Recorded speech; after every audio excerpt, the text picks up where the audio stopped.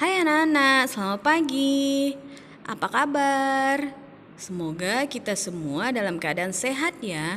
Dan pastinya anak-anak ibu semua harus tetap semangat. Hari ini kita akan belajar tema 1, subtema 2, pembelajaran 3. Sebelum pembelajaran dimulai, anak-anak ibu jangan lupa berdoa ya. Dan persiapkan dirinya untuk mengikuti pelajaran hari ini. Tujuan pembelajaran yang akan kita capai yaitu yang pertama tentang kepadatan penduduk Indonesia, yang kedua tentang budaya Indonesia, dan yang ketiga tentang nilai-nilai luhur Pancasila. Teman-teman, kalian sudah tahu bukan? Indonesia adalah negara subur, kaya akan sumber daya alam baik biotik maupun abiotik. Coba kalian lihat keindahan alam Indonesia ini. Indonesia merupakan negara kepulauan yang indah dan memiliki kekayaan alam melimpah. Sumber daya alam diantaranya perikanan, terumbu karang, kemudian ada pertanian baik padi maupun kelapa sawit. Nah, pertambangannya juga ada emas, batu bara, dan lainnya, serta ada perminyakan. Indonesia juga kaya akan sumber daya manusia. Jumlah penduduk Indonesia sekarang ini sekitar 254 juta jiwa. Penduduk tersebut tersebar di 13.466 pulau yang ada di Indonesia. Masing-masing pulau atau wilayah memiliki beragam suku, adat, budaya, ras, agama, dan golongan. Dari sekian banyak penduduk tersebut juga terdiri atas beragam latar belakang, baik pendidikan, ekonomi, sosial, dan budaya. Teman-teman, coba kalian amati peta kepadatan penduduk ini. Nah, untuk warna merah dan orange ini termasuk daerah padat penduduk. Sangat terlihat jelas ya, pulau yang paling padat penduduknya yaitu Pulau Jawa. Jawa Barat lebih dari 40 juta jiwa, sedangkan Jawa Tengah dan Jawa Timur antara 13 sampai 39 juta jiwa. Selanjutnya coba kalian lihat warna hijau tua, yaitu pulau yang paling sedikit penduduknya, Pulau Papua. Selain Papua, juga ada beberapa daerah yang jarang penduduknya, seperti Kalimantan Tengah, Sulawesi, dan Maluku. Nah, sekarang untuk warna kuning, di sini merupakan daerah cukup padat penduduk, yaitu antara 6 sampai 12 juta jiwa. Wilayah Indonesia yang luas dan berbentuk kepulauan ini juga mempengaruhi terbentuknya keberagaman suku bangsa. Pertama yaitu Pulau Jawa. Di sini ada suku Jawa, suku Betawi, suku Sunda, suku Baduy, Tengger, Samin, dan juga suku Madura.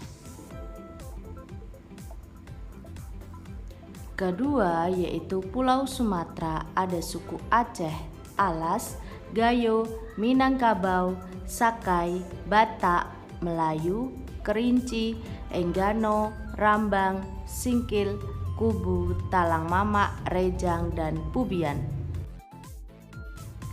Tiga Kalimantan, ada suku Dayak, Kutai, Berau, Tidung, Maanan, Banjar, Bahau, Punan, dan Kenya. Yang keempat, Pulau Sulawesi, ada suku Sangir, Talaut, Minahasa, Bulaang, Mongondo, Gorontalo, Bugis, Toraja, Mandar, Mori, Butung, Tolaki, dan juga Kaili.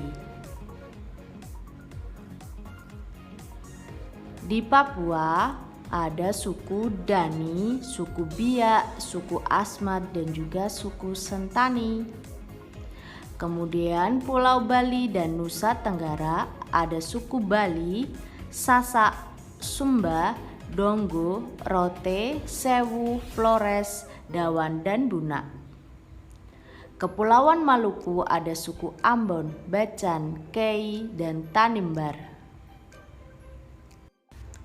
Adanya perbedaan suku bangsa juga mempengaruhi agama yang dianut.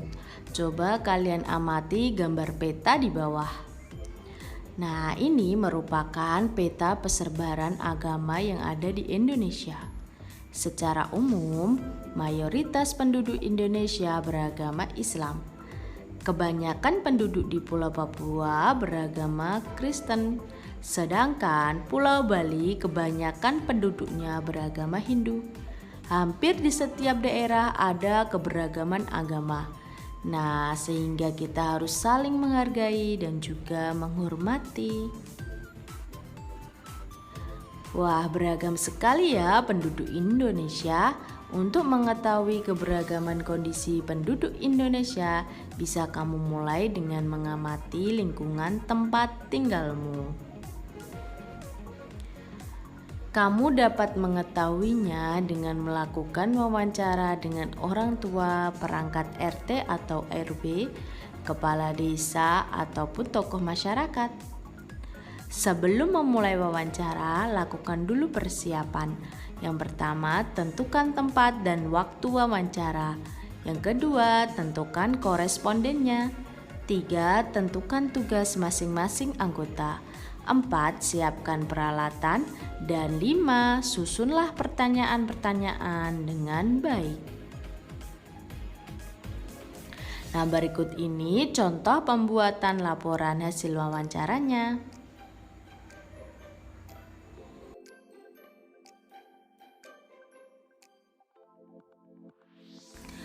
Adanya keberagaman di lingkungan sekitar membuat kita harus selalu menjaga kerukunan. Hal tersebut juga mencerminkan penerapan nilai-nilai luhur yang terkandung dalam Sila Pancasila. Untuk nilai yang pertama yaitu nilai ketuhanan, bebas memeluk agama dan menjalankan ibadah. Rajin beribadah, tidak memaksakan agama kepada orang lain, menghormati orang lain yang sedang beribadah, dan merayakan hari besar agamanya. Nilai yang kedua yaitu kemanusiaan, berteman tanpa membeda-bedakan latar belakangnya, tidak berpihak ketika menyelesaikan masalah, menjenguk orang sakit, membantu orang yang kesusahan.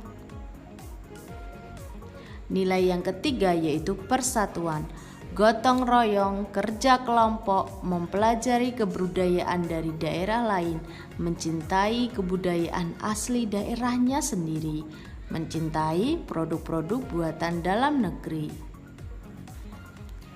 Nilai yang keempat yaitu musyawarah, melakukan pemilu, musyawarah untuk mufakat, pemilihan kepala desa, menghargai pendapat orang lain, tidak memaksakan kehendak kepada orang lain, melaksanakan keputusan bersama secara ikhlas dan bertanggung jawab. Nilai luhur sila kelima yaitu keadilan, memiliki kedudukan yang sama di mata hukum, melaksanakan pembangunan dan menikmati hasil-hasil pembangunan nasional secara bertanggung jawab. Coba buka buku siswa halaman 85 tentang contoh perilaku yang tidak sesuai dengan nilai Pancasila. Nah, di sini ada di lingkungan sekolah, rumah, dan juga masyarakat.